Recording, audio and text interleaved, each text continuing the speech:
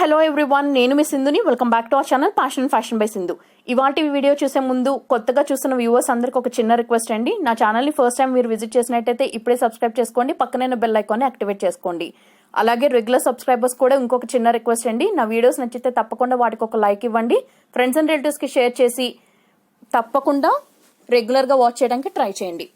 Recipe ప్రిపరేషన్లో first నేను చెప్పదలుచుకున్న పాయింట్ ఏంటంటే, ఈ రెసిపీని త్రూఅవుట్గా మీరు కేవలం ఖచ్చితంగా లో ఫ్లేమ్లో మాత్రమే చేసుకోవాలి. అప్పుడే మీరు పర్ఫెక్ట్ టేస్ట్తో రెసిపీ అనేది బాగా ఎంజాయ్ చేయగలరు.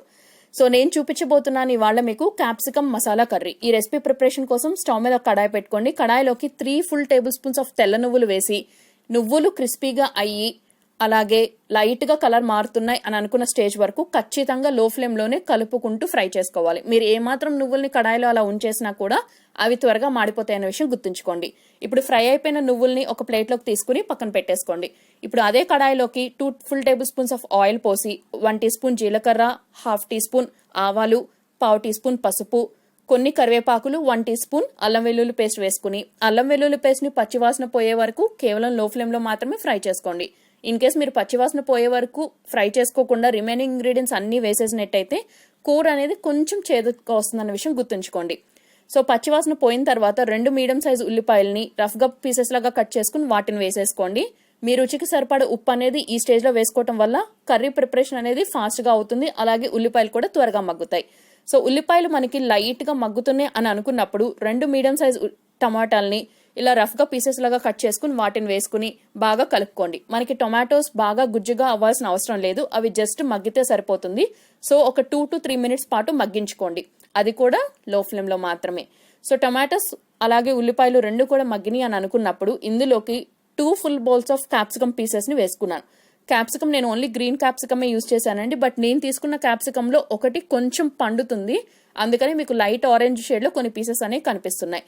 సో 2 full bowls వేసుకున్నాను కదా, అది మీకు కేజెస్ ఫామ్లో చెప్పాలంటే అప్రాక్సిమేట్లీ ఒక 600 to 700 grams వరకు ఉంటాయి క్యాప్సికమ్ పీసెస్ అనేది. గింజలు తీసేసి వేసుకున్నాను, మీరు కావాలంటే గింజలతో సహా వేసుకోవచ్చు. ఒక మిక్సీ జార్లోకి ఒక అర ఎండు కొబ్బరి చెప్పుని రఫ్గా పీసెస్ లాగా కట్ చేసుకుని వేసుకున్నాను. ముందుగా ఫ్రై చేసి పెట్టుకున్నటువంటి తెల్ల నువ్వులు కూడా వేసి అవసరానికి తగినట్టు వాటర్ అనేది పోసుకుని ఈ 2 ఇంగ్రీడియంట్స్ కలిపి ఫైన్ పేస్ట్ లాగా గ్రైండ్ చేసుకోండి. మనకి క్యాప్సికమ్ టొమాటో ఆల్మోస్ట్ మగ్గిపోయింది అని అనుకున్నప్పుడు 1 teaspoon వరకు ధనియాల పొడి వేసి బాగా కలుపుకోండి. ధనియాల పొడి అనేది ఈ రెసిపీలో ఎక్కువ వేయొద్దు, ఎందుకంటే లాస్ట్లో కొత్తిమీర కూడా వేస్తున్నాను. ఇన్ కేస్ మీ దగ్గర కొత్తిమీర అవైలబిలిటీలో లేకపోతే ఇంకొక 1/2 teaspoon ధనియాల పొడి వేసుకోండి, పర్వాలేదు, బట్ మరీ ఎక్కువ వేయొద్దు, టేస్ట్ అనేది టూ మచ్ డామినేటింగ్గా అనిపిస్తుంది. సో ధనియాల పొడి కూడా వేసిన తర్వాత ఒక 2 minutes లో ఫ్లేమ్లో కుక్ చేసుకున్న తర్వాత ముందుగా గ్రైండ్ చేసి పెట్టుకున్నటువంటి ఎండు కొబ్బరి నువ్వుల పేస్ట్ అనేది వేసేస్తున్నాను. ఈ రెసిపీ ప్రిపేర్ చేసేటప్పుడు మీ దగ్గర ఎండు కొబ్బరి అవైలబిలిటీలో లేకపోతే ఆ ప్లేస్లో మీరు పచ్చి కొబ్బరిని కూడా యూజ్ చేసుకోవచ్చు. బట్ మేక్ షూర్ మీరు పచ్చి కొబ్బరిని ఎటువంటి డ్రై రోస్ట్ చేయాల్సిన అవసరం లేదు, డైరెక్ట్గా మిక్సీ జార్లో అలాగే వేసేసి నువ్వులతో పాటు గ్రైండ్ చేసేసుకోండి. సో ఈ పేస్ట్ వేసిన తర్వాత ముక్కలకి పేస్ట్ని బాగా పట్టించి ఒక 4 to 5 minutes పాటు లో ఫ్లేమ్లోనే పేస్ట్ నుంచి పచ్చివాసన పోయే వరకు బాగా కుక్ చేసుకోండి. తర్వాత మీ రుచికి సరిపడా కారం అనేది వేసి బాగా కలుపుకోండి. కారం అనేది కొంతమంది ఎక్కువ కొంతమంది తక్కువ తినడానికి ఇష్టపడతారు కాబట్టి నేను మెజర్మెంట్స్ ఫామ్లో చెప్పట్లేదు. ఇందులోకి ఇప్పుడు 1 teaspoon వరకు గరం మసాలా పౌడర్ వేసి ఒకసారి బాగా కలుపుకోండి. ఇన్ కేస్ మీ దగ్గర గరం మసాలా పౌడర్ అవైలబిలిటీలో లేకపోతే కొబ్బరి నువ్వులు గ్రైండ్ చేసుకున్నప్పుడే దాల్చిన చెక్క, యాలుకలు, లవంగాలు కలిపేసి మీరు గ్రైండ్ చేసుకోవచ్చు. ఇప్పుడు మనకి ఈ మిశ్రమం నుంచి ఆయిల్ అనేది సెపరేట్ అయ్యి పైకి ఫ్లోట్ అయ్యి అలాగే సైడ్స్ నుంచి ఫ్లోట్ అవుతున్న స్టేజ్ వరకు ఖచ్చితంగా లో ఫ్లేమ్లోనే కుక్ చేసుకోవాలి. It takes around 4 to 5 minutes time. So అలా కుక్ అయిపోయిన తర్వాత ఫ్లేమ్ అనేది టర్న్ ఆఫ్ చేసి సన్నగా తరిగి పెట్టుకున్నటువంటి కొత్తిమీర ఆకుల్ని కాడలతో సహా వేసుకుని బాగా కలుపుకుని మీకు నచ్చిన రైస్, రోటీ, చపాతీ, పూరి దేనిలోకైనా సర్వ్ చేసి చూడండి, చాలా చాలా బాగుంటుంది.